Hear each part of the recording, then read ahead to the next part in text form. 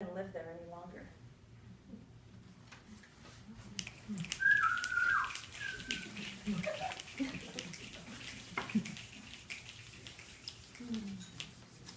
This one is called beach behavior, and it was just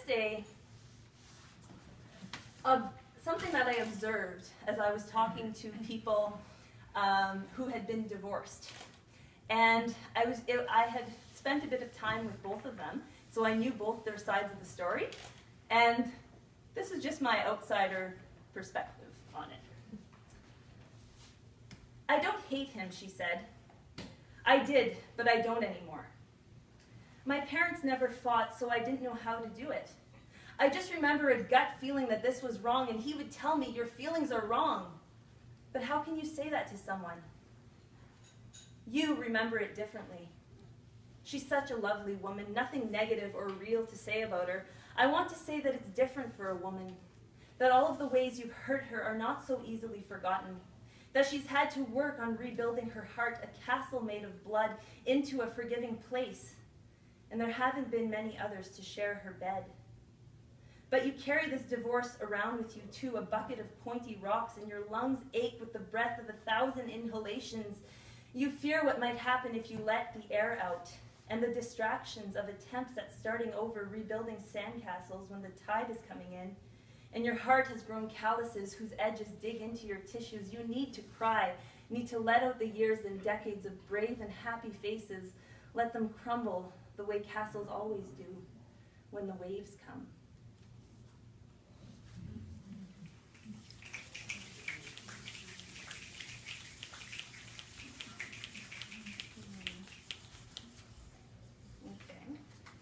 Oh, this is a sweet one. I just like, it's my heart. This one's written for my dad. And anyone who's been in class with me knows that I have issues with my dad. But we're healing, so it's really good. So this one's called Woodsman.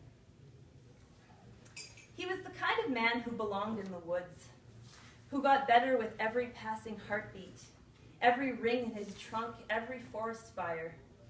His temper cooled with the passing of his father and then his mother, his rebellious teenage girls who smoked crack or else refused to eat or else studied English literature rather than science, his blood pressure elevating from a lifetime of greasy food and anger fueled by what he could not control.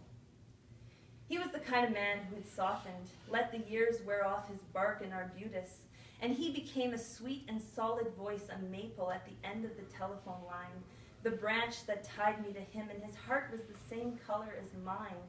And it didn't matter anymore that we'd spent our lives disagreeing, because when he wasn't looking, I became a willow, and he, in response, did too."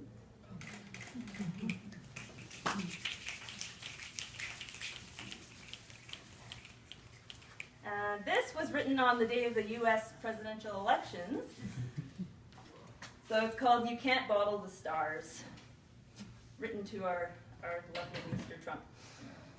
"Even though I prayed and chanted, cast spells for peace and visualized in vain, and even though I put my best intentions behind it, the crucifixion of Christ was planned for centuries before it happened, and those with pull have elected a murderer, a villain to force his way into our most basic human rights, poison your water and brand even your breath with his name.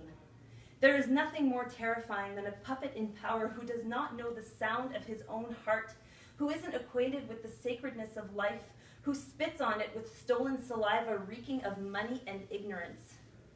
I want to provide a safe place for every woman, every refugee, every person who is not of the mind that they can rape a goddess and live to brag about it, a place to run for shelter, where life hasn't been stolen and sold for a price so cheap that no one can afford. My wish is that you remember what's true, what's right and what's good in the world, because you're going to have to fight for it. If you are courageous, you might say the same about yourself."